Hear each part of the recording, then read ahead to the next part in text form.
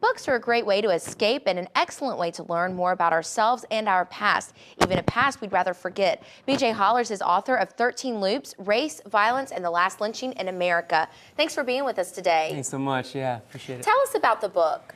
Well, it's a story of 3 race-related murders that occurred over a 50-year time period throughout the state of Alabama.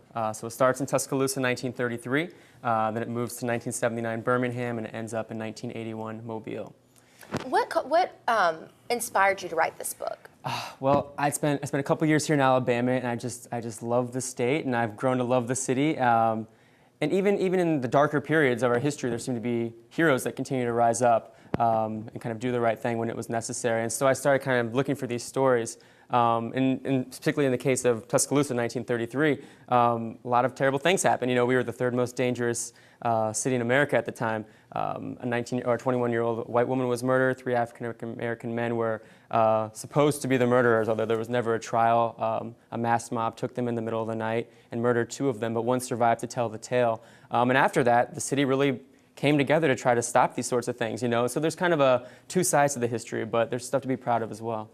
Why do you feel it's important not to forget the past? Right. I mean, that's always been the question, you know, and it's a hard past. But there's like I said, there's a lot of really important people who did a lot of great things. In the 1981 example in Mobile, an African-American man named Michael Donald was murdered and hanged in a tree for no particular reason whatsoever. He had nothing to do with any kind of anything to do with it. It was related to a trial that occurred, but he had nothing to do with the trial and was still murdered by these 2 Klansmen. But because of that, the silver lining is the Southern Poverty Law Center essentially put the United Klans America on trial and bankrupt them for $7 million. They even had to give up their headquarters, which was actually here in Tuscaloosa.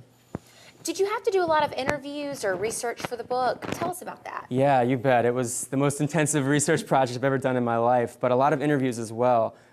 In the Birmingham instance in 1979, a white police officer was murdered, so I spent a lot of time talking to his family as well. And so that was part of the interview process, as well as police officers on the scenes for these crimes when available.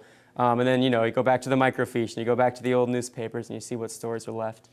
Was that difficult talking to the police officer's family? Yeah, it was terribly difficult. That was hard. It was hard to be in Mobile next to the tree with the police officer who arrived on the scene that morning to find Michael Donald. All of these things, the history is still there, the tree's still there, the memories are long, you know, it's just a matter of, I think, putting it down on paper. Wonderful. Well, we appreciate you being with us today. Thank you so much. Appreciate it. And you can catch B.J. Hollars today at an appearance he's making here on the UA campus. That's happening at 5 at the W.S. Hoole Special Collections Library. You can find out more about B.J.'s book, 13 Loops, the University of Alabama Press website, uapress.ua.edu.